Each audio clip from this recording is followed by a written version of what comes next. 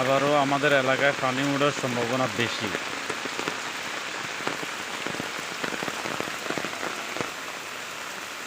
সারাটা দিন এভাবে বৃষ্টি পড়তেছে। গত বছরও এভাবে বৃষ্টি পড়ার কারণে বন্যা হয়ে গেছে। এই বৃষ্টি পড়ার কারণে ইন্ডিয়ার বাঁধটা, ফেনীতে যে বাঁধটা আছে এই বাঁধটা ছেড়ে দেয়। এটা হচ্ছে আমাদের মেরাযোগী পুকুর। এই যে জমিনের সাথে পানি অ্যাডজাস্ট হয়ে গেছে পুকুরের। এটা মেরা যোগী পুকুর। এটা সামনে আমাদের মসজিদ, এখানে আমাদের মসজিদের হুজুরের বাসস্থান। এখানে আবার উজু করার মানে নামাজের উজু করার স্থান আছে ভিতরে। এই মুহূর্তে যাইতে পারতেছি না, পরে যাই দেখাম। এই যে মেরাযোগী পুকুরের ভিতরে আমাদের মসজিদ, আমাদের ঐতিহ্যবাহী মেরা হোক। 95 ডিসিম ছিল, এখন ভেঙে ভেঙে 100 ডিসিমে দাঁড়াইছে। এটাই আমাদের মসজিদের অজুখানা। এটা আমাদের বাড়ির নাম আব্দুরুফ বাড়ি। এটা ফেনী দৌলতপুরের ভিতরে পড়ছে। আমাদের মসজিদের সামনের সাইড।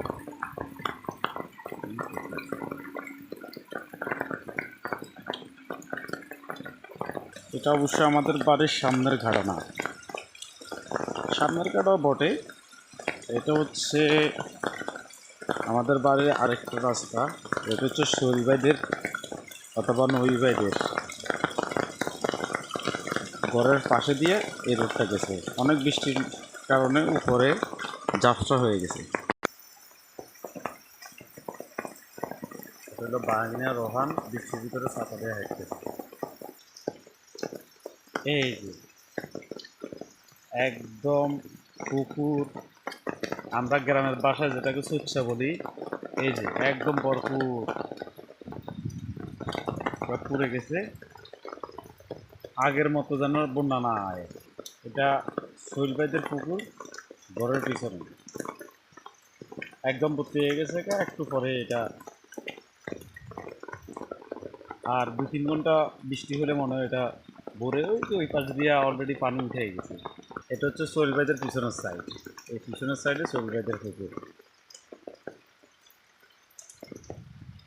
এটা আমাদের বাড়ি যাওয়ার আরেকটা রাস্তা।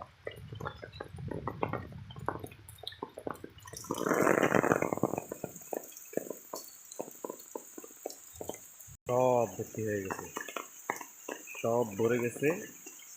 আর অল্প কিছুক্ষণের ভিতরে এই রোডটা ডুবে যেতে পারে। কেননা এই যে দেখেন, এটাকে আমরা গ্রামের ভাষায় সোচ্ছা বলি, ছোট পুকুর আর কি। এই যে এটা ভরে যাবে কিছুক্ষণ পরে। আমার হিরণ কাকার ঘর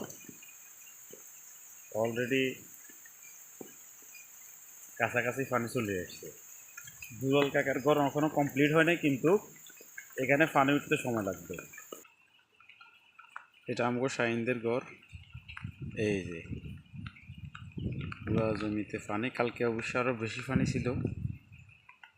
এটা আমাদের ভেড়ার সামনের জমিগুলো। এটা আমি দুলাল কাকার ছাদের উপরে দাঁড়ায়া ভিডিওগুলো করতেছি। এটা শাহিনদের ঘর, সব ডুবে গেছে।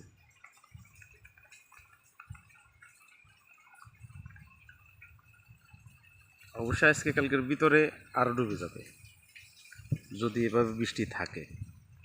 এটা আমাদের হিরণ কাকার ঘর।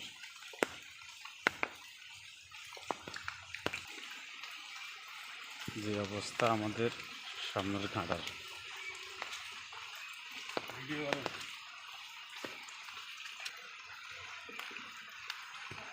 আগের মতোই আমাদের গাঁড়ার সামনে হাঁসগুলা পাকা দিয়ে একটু একটু পানি খায়।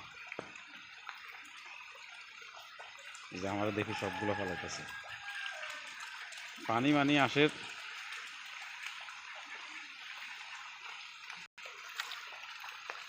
সামনের গাঁটলা ভর্তি হয়ে গেছে। এই যে পুকুর,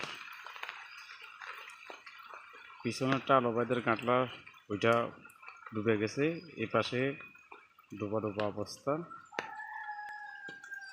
আমাদের বাড়ির গাঁড়া, যেটাকে আমরা দল বলি।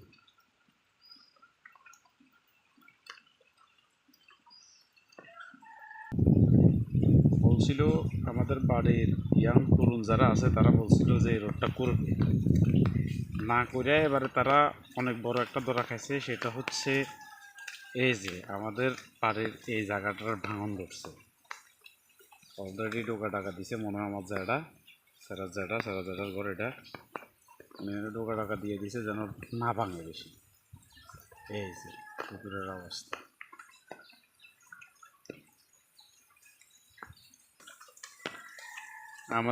আমার সিনিয়র বাইরে আপনারা যে উদ্যোগটা নিয়েছিলেন, এই উদ্যোগটা যদি করতেন তাহলে মনে হচ্ছে ভালো হইতো আর কি। এ যা হোক, আমাদের সামনের রাস্তার অবস্থা এই, পানি কিন্তু ছোঁয়া ছোঁয়া, মানে এখানে আপনারা যা দেখতেছেন ঘাসের কারণে মনে হচ্ছে উঁচু উঁচু না, সব ভর্তি হয়ে গেছে। আর টানা 3 দিন বৃষ্টি হলে এখানে আমরা পানির ভিতরে হাঁটতে হইব। এটা সবুজদের ঘর, এটা আমাদের গাঙ্গের পাড়ের যে রোডটা আছে এই রোডটা, এই যে আমাদের বাজারে গেছে।